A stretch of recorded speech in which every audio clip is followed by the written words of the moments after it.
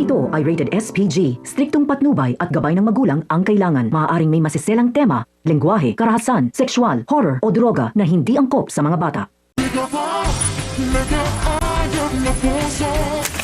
Isang mapagpalang araw mga kapamilya, narito ang mga pinakamainit na tagpo sa Coco Martin, Sigabo. Sa wakas, nahuli na rin si Victor Zapra, pero ang tagumpay na ito ang magiging simula ng mas mabigat na katotohanang babaliktad sa buhay ni Samantha. Dahil sa tulong ni Gabo, matagumpay na naaresto ni Samantha si Victor. Agad itong naging malaking balita at dinagsa ng reporter ang NCIA upang kunin ang pahayag ng grupo.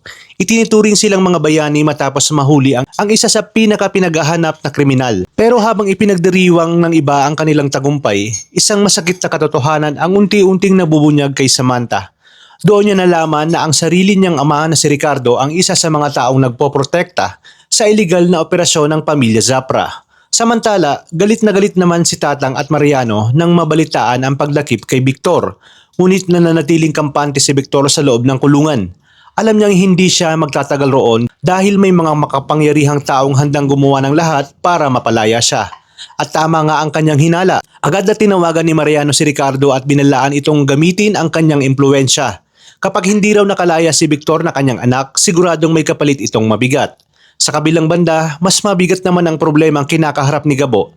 Halos mawalan na siya ng pag-asa matapos sabihin ng doktor na bilang na ang oras ng kanyang amang si Rudy. Kung hindi ito maooperahan sa lalong madaling panahon, maaaring hindi na ito umabot. Dahil dito, muli siyang lumapit kay Tatang upang humingi ng tulong.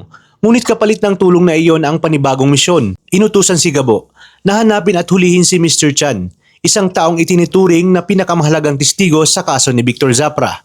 Samantala, gusto namang personal na pasalamatan ni Samantha si Gabo dahil sa malaking naitulong nito sa pagkakahuli kay Victor. Ngunit hindi niya alam na pareho silang naghahanap sa iisang tao. Si Mr. Chan ang susi upang tuluyan ng madiin si Victor sa korte. Tinanggap ni Gabo ang alok ni Tatang, ngunit may isasang pa siya. Hindi na niya hahayaang ang NCIA lamang ang makinabang sa lahat ng panganib na kanyang haharapin. Sa pagkakataong ito, gagawin niya ang misyon para mailigtas ang kanyang ama. Habang nangyayari ang lahat ng ito, pinagmalaki naman ni Isabel ang tagumpay ni Samantha, ngunit kabaliktaran naman ang nararamdaman ni Ricardo. Sa halip na matawa, lalo siyang nabalisa dahil alam niyang unti-unti nang nalalapit ang pagbagsak ng kanyang mga lihim. Kaya agad niyang tinawagan ang kanyang mga tauhan sa NCIA at NLEA at malinaw ang kanyang utos. Gawa ng paraan upang makalaya si Victor at higit sa lahat, siguraduhin hindi kailanman mahaharap ni Samantha si Mr. Chan. Kasabay nito, nagbigay rin ng panibagong utos si Mariano. Inatasan niya ang anak niyang si Lucas, na kapatid ni Victor, na naunahan ang lahat para mapatahimik si Mr. Chan bago pa ito makapagsalita. Kung mangyayari iyon, mawawala rin ang pinakamahalagang ebidensya labang kay Victor at muling makakatakas ang pamilya Zapra sa batas. Magtatagumpay kaya si Gabo at Samantha na mahanap si Mr. Chan bago si Lucas? O tuluyan ang mabubura ang tanging testigong makakapagpabagsak sa kapangyarihang pamilya Zapra? Yan ang mga susunod nating pakakaabangan.